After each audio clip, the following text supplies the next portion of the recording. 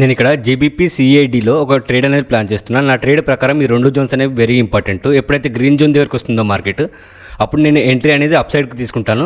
లేదు అంటే red zone దగ్గర విత్ కన్ఫర్మేషన్తో అప్ సైడ్ ట్రేడ్ అనేది తీసుకుంటాను. Okay, done. మార్కెట్ అనేది గ్రీన్ జోన్ దగ్గర వచ్చింది, రెడ్ జోన్ దగ్గర కన్ఫర్మేషన్ రాలేదు. గ్రీన్ జోన్ దగ్గర అగ్రెసివ్ ఎంట్రీ అనేది నేను తీసుకుంటున్నాను.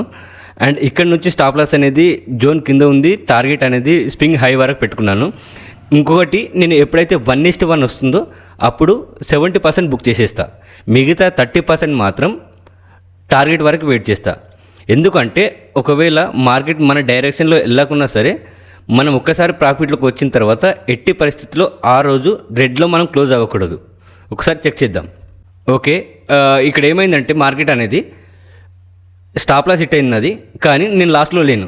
ఎందుకంటే 70% నేను 1:1 వచ్చినప్పుడు బుక్ చేసేస్తా.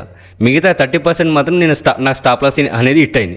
ఎందుకు అంటే, మీరు ఒక 10 ట్రేడ్స్ తీసుకున్నారనుకోండి, మినిమం యావరేజ్గా మీరు 10 ట్రేడ్స్ తీసుకుంటే అందులో మినిమం 5 to 6 ట్రేడ్స్ టార్గెట్ ఇచ్చినా సరే, ఇంకొక 3 to 4 ట్రేడ్ మాత్రం ఖచ్చితంగా 1:1 ఇస్తుంది.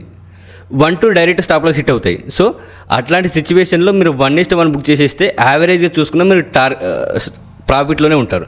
అందుకనే 1:1 రూల్ అనేది very very very important. Thank you.